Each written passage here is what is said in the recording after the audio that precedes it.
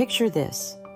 You're home alone when a stranger knocks on your door, their eyes locking onto yours as they whisper a secret about your family you've never heard, a secret so dangerous it could tear your life apart. Welcome to Shocking Stories, where we uncover the chilling truths hidden behind the people who show up uninvited. Today, we're diving into a tale about a woman in Boise whose mysterious visitor exposed a family lie that led to a deadly reckoning. Ever think a knock could change everything? Buckle up, because this story will make you rethink who you let in. Let's dive in. Rachel Morgan was a 36-year-old librarian living in a modest ranch-style home in Boise, Idaho, about 7 miles from the city's vibrant downtown. Raised by her father, David, a retired mechanic, Rachel had a quiet life, volunteering at her local library 2 miles away. One stormy evening, as rain battered her windows, a man in his 40s knocked on her door, 20 feet from her cozy living room.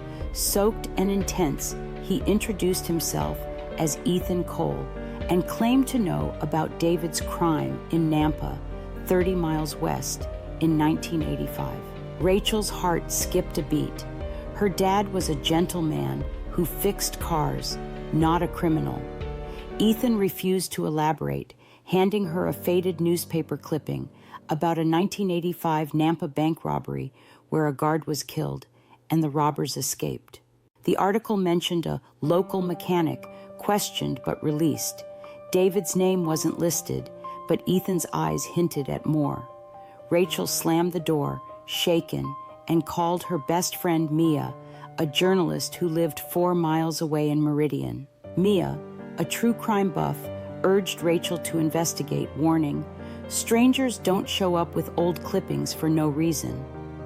Rachel searched online for the robbery, finding a forum post claiming the mechanic was David Morgan, her father. Was Ethan telling the truth? What would you do if a stranger knew your family's past? Rachel confronted David at his home, 3 miles away in Garden City, showing the clipping. He paled, insisting it was a misunderstanding and that he'd been cleared.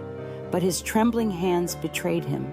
Rachel decided to dig deeper, starting with Ethan. She found no trace of an Ethan Cole in Boise, but a 1985 police report listed a witness, Cole Evans, who'd seen the robbers flee. Rachel's stomach churned. Was Ethan connected to the crime?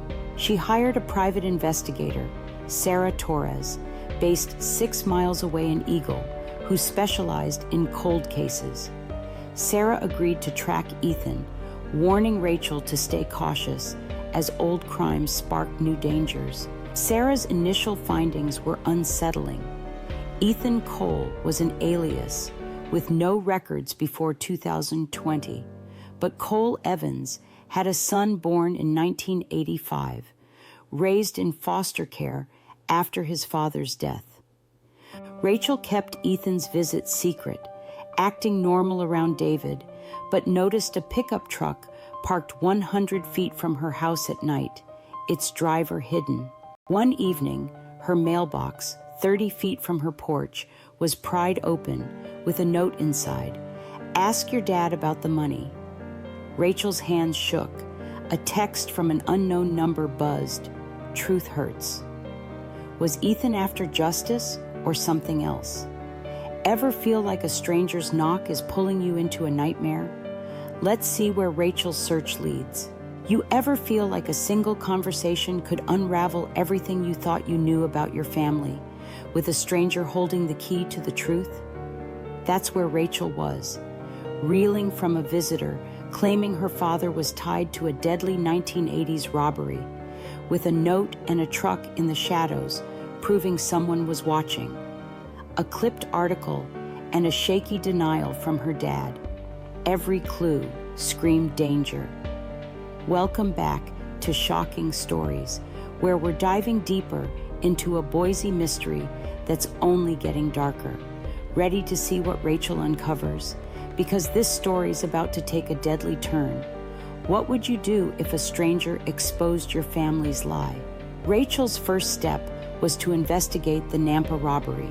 She and Sarah reviewed the 1985 case file, noting 3 robbers hit First Idaho Bank, killing a guard, and fled with $200,000, never recovered.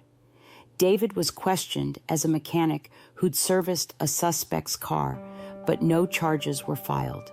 Sarah pulled David's financials, finding a $50,000 deposit in 1986 labeled inheritance, though no family estate existed. Rachel's heart raced. Her dad had hidden money. She searched the case online, finding a 1986 article mentioning Cole Evans, a witness who died mysteriously, leaving a son, possibly Ethan. Rachel decided to track Ethan, starting with his last known address. Sarah traced his alias to a motel in Caldwell, 25 miles west, where he'd checked out days ago.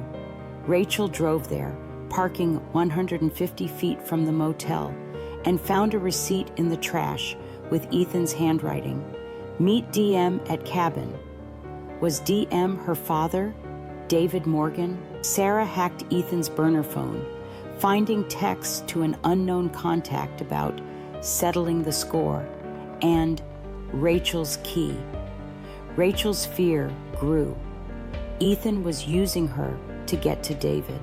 She planted a recorder in David's garage, 20 feet from his house, catching him say, "Ethan's back. He knows too much." Sarah dug into Cole Evans's death, finding a 1986 coroner's report listing it as a hit and run, with a car matching David's old Chevy Impala seen nearby. Rachel's blood ran cold. Had David killed Ethan's father? She tailed David to a diner in Nampa, 30 miles away, parking 100 feet back, and saw him meet a man with Ethan's build, their conversation tense. Rachel snapped photos, but Ethan spotted her, vanishing into an alley. Sarah enhanced the images, confirming Ethan's face matched a foster care record from 1990. Rachel's world tilted. Was Ethan seeking revenge for his father's death? Rachel confronted David again, showing the photos. He broke down, admitting he'd been a getaway driver in the robbery, pressured by a gang, but swore he didn't kill the guard or Cole Evans. The money was his cut, hidden to protect Rachel. Rachel's anger flared. Her dad was a liar.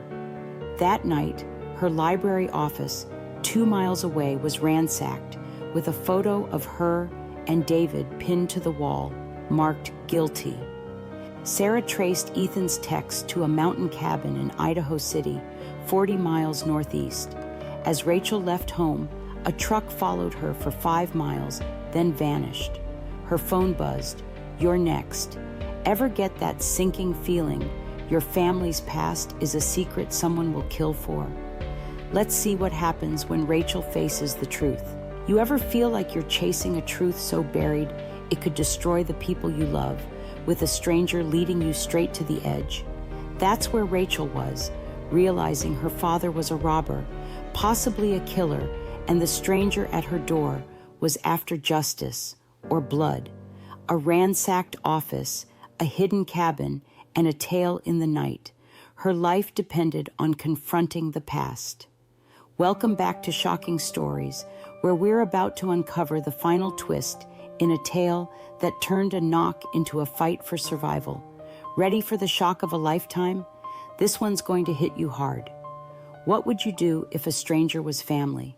Rachel took the evidence to Detective Laura Nguyen at Boise PD, 5 miles away, who reopened the 1985 robbery case, confirming David's role, but lacking proof of murder.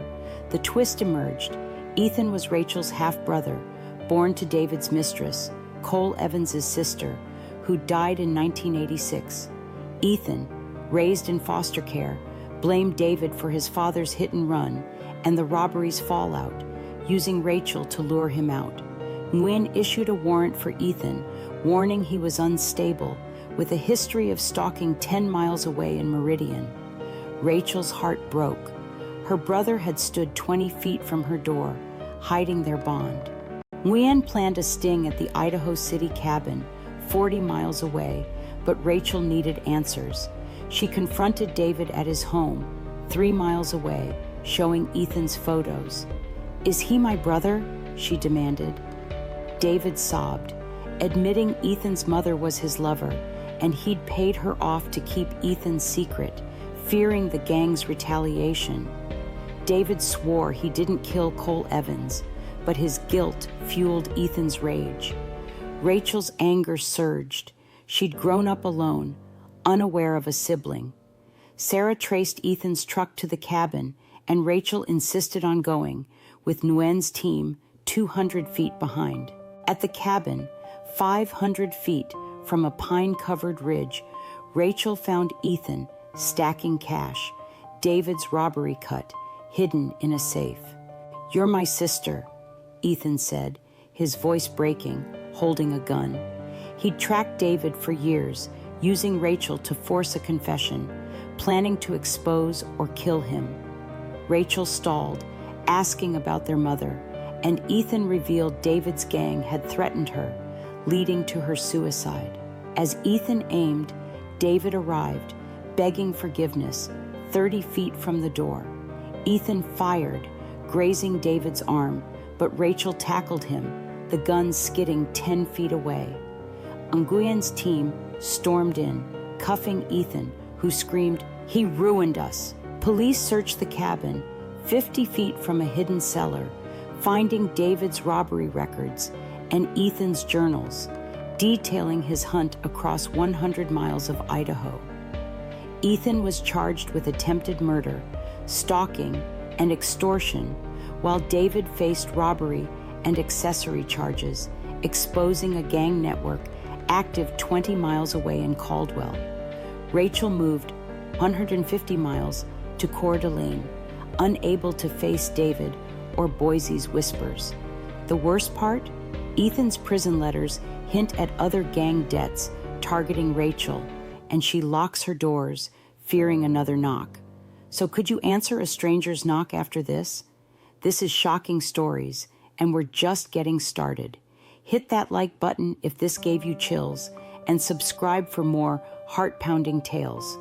Comment, would you answer a stranger's knock? Share this video, because sometimes a visitor's words unearth the deadliest secrets.